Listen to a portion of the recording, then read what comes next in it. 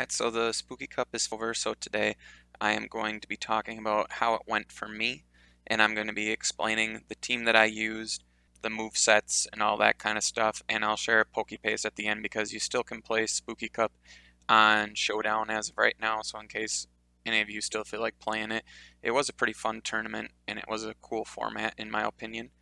So yeah, first off, you can see here, this is how I did, and this is the team that I used. I'm going to go to Team Builder in just a second and show you the details of my team. But my final rating was 1729, which put me in 71st place. So I was pretty happy with this. I ended in the top 100, and there were just under 21,000 people who played in this tournament. So I was pretty happy with this. Obviously, just like anybody else, I feel like there's a few games that, if I had played better, I could have won and maybe I could have been even higher. But placing this high to me was really good. I was happy with this result, especially with the way that it started for me. I started out losing 3 of my first 4 games, so it was pretty ugly and I was frustrated and wasn't sure if I had picked the right team, and I spent a lot of time putting a team together. But I just kept playing, and I think I won 6 of the next 7 after that. And then most of the tournament was just kind of like I'd win a couple, I'd lose a couple, and it kind of went on like that for majority of the first 2 days. But right at the end, I was always hovering around like between 350 and 500, and right at the end, I just went on a really big win streak. I actually won the last 9 games. So I won 9 straight to end day 3. And that's what got me all the way up to rank 71. So, like I said, really happy with how it went. You can see my team here, but like I said, I'm going to go over to Team Builder now and explain each member of the team, their move sets, and how they played. So obviously, as you guys saw, this was a Dragapult Colossal team. And to be honest with you guys, I didn't use Colossal very much in this tournament, which I'll talk more about in a minute. But the Pokemon I want to talk about first is my Grimmsnarl, because a lot of my builds were kind of built off of the Grimmsnarl. So this was not a Screens Grimmsnarl, this was actually Fake Out Thunderwave Scary Face. So the reason for this was when I was playing practice runs, I noticed that some of the teams that I had made didn't have a Fake Out user, and Fake Out felt important to have. It's big when you can get a Fake Out and knock out a Pokemon, especially a support Pokemon, before they can get their partner set up.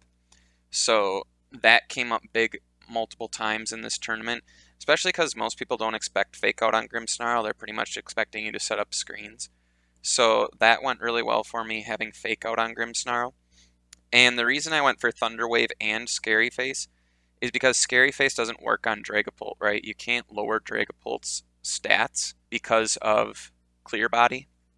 So since I can't lower his stats, Scary Face is useless against a Dragapult, and obviously I want to be able to slow down Dragapult, because there are plenty of times where I was playing against another Dragapult, and I would lead my Grimmsnarl and my Dragapult, and I would Thunder Wave the opposing Dragapult, and then I'd be able to go first and knock it out. Otherwise, you're relying on a speed tie, and obviously I hate relying on a speed tie because you win or lose off of that, and it's just pure luck. So rather than leaving a game up to chance, I put Thunder Wave on Grimmsnarl so that it could slow down an opposing Dragapult. The other nice thing about Thunder Wave, obviously, is sometimes your opponent's Pokemon can be fully paralyzed, which can be helpful. So I use Thunder Wave quite a bit, but it was also nice to have Scary Face because Thunder Wave is only 90% accurate, which is still good, right? But it could miss. So if I want to guarantee that I'm going to slow my opponent down, then I would just use Scary Face. So obviously there were times that I used both of these. I felt like I needed both of them. I really just wanted Grimmsnarl for Fake Out, and these 2 moves, I want him to be able to slow my opponent down because really he's my main form of speed control here. And then since it wasn't a screens Grimmsnarl, I felt like Rosalie Berry was the best thing for it. So the Rosalie Berry halves the damage of a super effective fairy attack. So this Rosalie Berry actually was huge in this tournament because Grimmsnarl gets targeted with fairy moves a lot. And I feel like I got targeted by more fairy moves with Grimmsnarl than Steel. So it actually helped me out quite a bit. It helped my Grimmsnarl stay on the field multiple times, so I was really happy that I went with that item. Oh, and I guess the last thing I should mention here is Spirit Break is the only fairy move that I have from any of my Pokemon. So it was nice to have a fairy move as well. So obviously most people run Spirit Break on Grimmsnarl. So it's a chance to lower your opponent's special attack, but it also was the only fairy move that I was carrying on my entire team. So this did come in handy a few times against opposing dark Pokemon and against opposing dragons. But yeah, that's my Grimmsnarl, and like I said, a lot of what I did was kind of built off of that. So next let's talk about Crawdaunt. So the EVs for Crawdaunt, I went max speed, max attack. So the reason I ended up going max speed on Crawdaunt is because this makes its speed 107. Dragapult's max speed is 213. So what this means is if I led Crawdaunt Grimmsnarl and I got off a Thunder Wave on a Dragapult, then Crawdaunt would be able to outspeed Dragapult and knock it out. I don't know if that really ever came into play, but I wanted to know that if I was to Scary Face or Thunder Wave an opposing Pokemon, that Crawdaunt would outspeed it. Dragapult's the fastest Pokemon on the field, so I know that if Crawdaunt outspeeds Dragapult, then it'll outspeed anything. And obviously, this came up big multiple times in this tournament. Like I said, I don't know if I used him against Dragapult at any point, but I definitely used that strategy against other Pokemon where I used either Scary Face or Thunder Wave and then was able to attack first with Crawdaunt, which ended up winning me the game. So Crawdaunt is super frail. When I was making example teams, I know I went max special, or no, I went max hit points and then I put an Assault Vest on it and that helped give it some bulk. But since I wanted my Crawdaunt to be fast, it's basically going to get one shot by just about anything. So that's why I gave it the Focus Sash. Now, I really wanted to give this thing Protect, but I also couldn't figure out what move I wanted to get rid of. So I wanted Aqua Jet for multiple reasons. Obviously, with adaptability, Aqua Jet does even more damage than what it would normally do. So Crawdaunt is good in the end game, and it doesn't matter if Trick Room is up or anything like that because Aqua Jet's a priority move. And it's, like I said, with adaptability, it's going to do more damage than Aqua Jet normally would do. So I had to have that, and it also gives me another way to activate Colossal Steam Engine other than the Surf from Dragapult. Now the problem with Aqua Jet is that can't just be my only water move. So the other water move I went with was Crab Hammer because it has 100 base power and it has a raised critical hit ratio.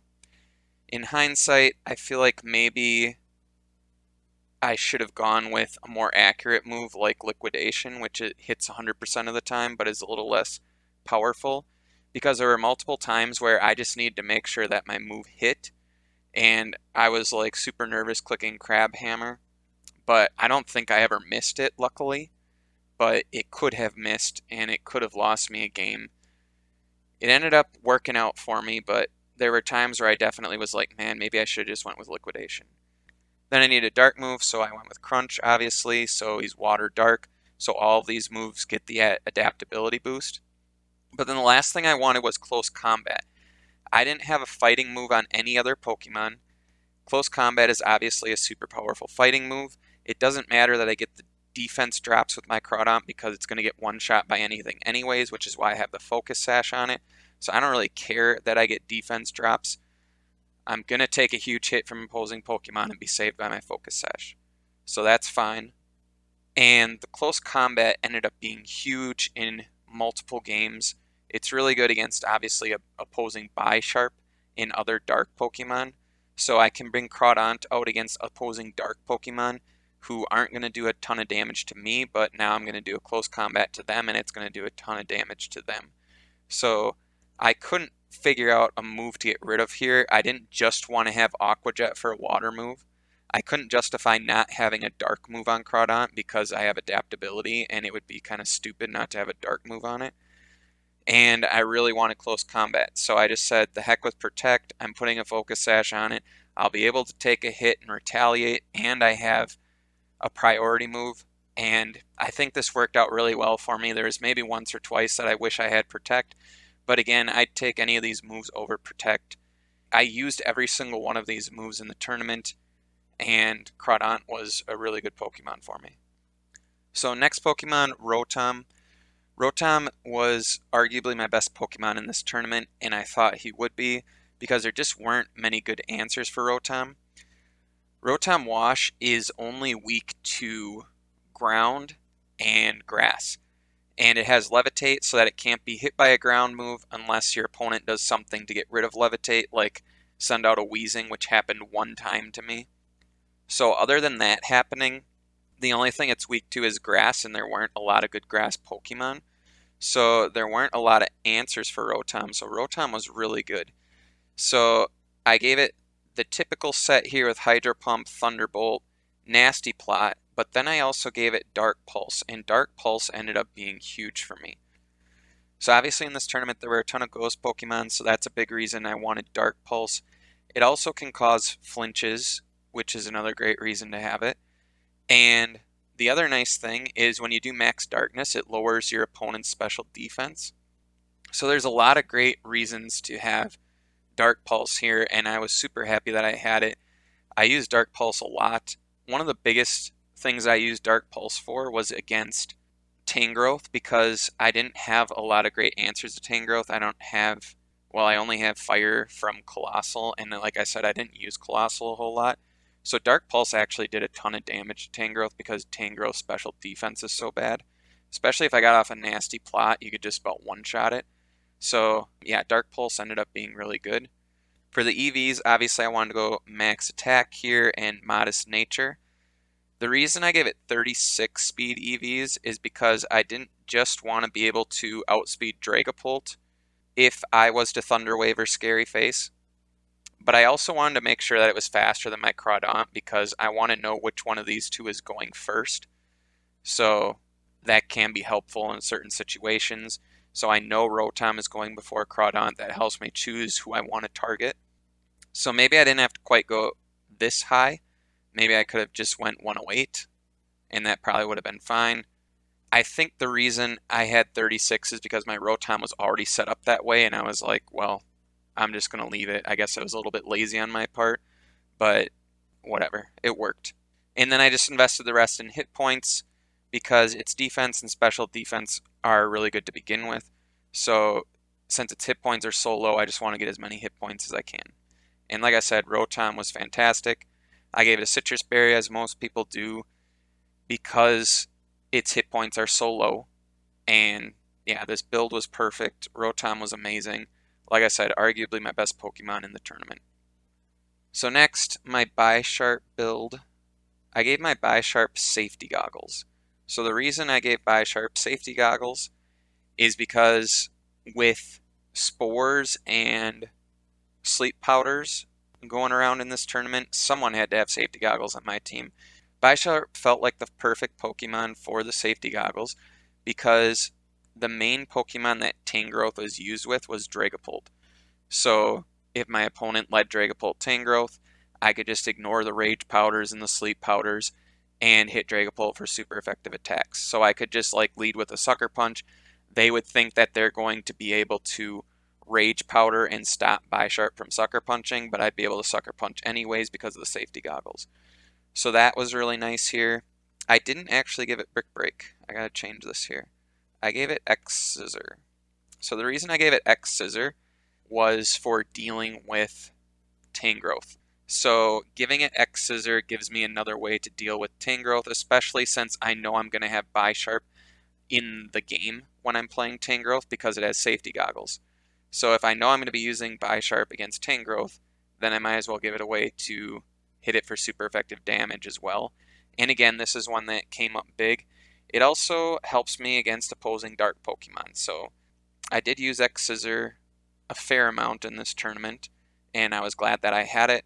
And then the other two moves, obviously Iron Head, Sucker Punch.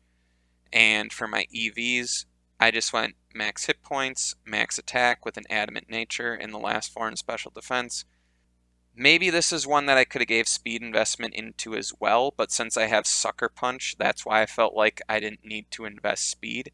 Now, the reason I maybe should have invested speed was to Dynamax Bisharp, so if I would just gone like Crawdaunt and Rotom and made his speed 107, then I could potentially do the same strategy that I talked about with Crawdaunt and Rotom, using the Grimmsnarl to slow down a Dragapult with Thunder Wave, and then I'd be able to go first. But I wasn't really planning to Dynamax Bisharp, and I only Dynamaxed it a handful of times, maybe once or twice. So that's why I didn't invest in speed. I just felt like I should get the most hit points I could, because again, he's one that's kind of frail as well. So I wanted to be able to take at least one hit, especially if I'm not going to be Dynamaxing it. Okay, so lastly, the Dragapult and the Colossal. These are very straightforward. My Dragapult, though, obviously I went for an offensive build. I talked about this in my other videos, how even with the Colossal team, I want my Dragapult to be offensive so that I can use the Dragapult as a Dynamax option as well. So Dragapult had the Life Orb, and then Dragon Darts, Phantom Force, Surf, and Fly.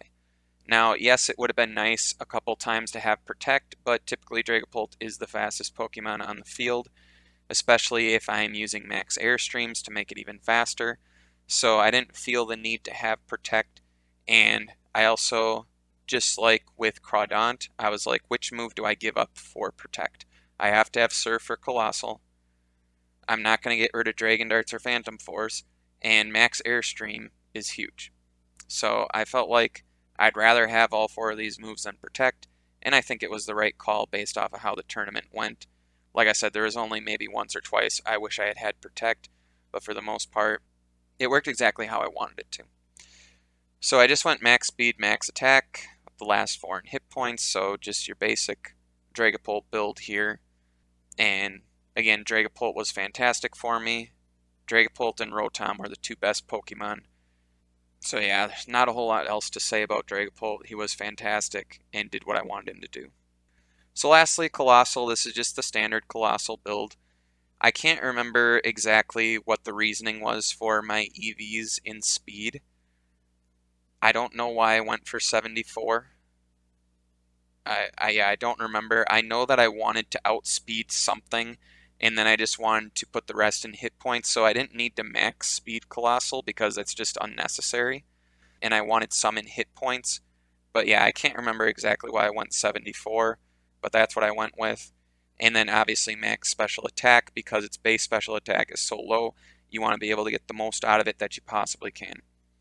And then obviously Steam Engine weakness policy, and then I gave it Heat Wave, Meteor Beam, Protect, and Earth Power. So pretty common Colossal build here. I know some people put Solar Beam instead of Earth Power, but I chose to go the Earth Power route. Like I said, I didn't use Colossal a whole lot in this tournament. There's so many good counters to Colossal, and the other Pokemon on my team just felt so good that by the end of the tournament, I feel like I was just kind of ignoring Colossal because my other Pokemon were playing so well and I was so comfortable with the other ones. Now, I could have made a case for a couple of matches bringing the Colossal, but like I just said, I had a good thing going with the other Pokemon. So unfortunately, I don't feel like Colossal really did a ton for me. At the end of the tournament, I was almost hoping that I had chose a different Pokemon in that slot, but maybe just having Colossal on the team, your opponent has to lead a certain way in order to deal with Colossal, because they can't just let you get off a Steam Engine weakness policy and get Colossal rolling. So I feel like I at least got something out of that. My opponents had to lead a certain way to potentially deal with the Colossal. But other than that, I feel like maybe I could have got more out of a different Pokemon, maybe like Mimikyu or something like that. But again, maybe it was able to give me some advantageous situations just because people see it in team preview and know they have to deal with it. So yeah, that's my team, and obviously it worked out pretty well for me. Like I said, I won my last 9 straight games, so at the end I really kind of hit stride with it and had a good thing going. So like I said, I will post the PokePaste in the description in case any of you are still playing on Showdown. Like I said, it was a fun tournament and it was a fun meta, I guess. Yeah, I had a good time with it just over the last couple weeks, building teams and playing in the tournament. I had a lot of fun with it. I hope you guys did too. Let me know your thoughts on this team. Let me know how you guys did in the comments, and please remember to subscribe if you are enjoying these videos. and I'll see you next time.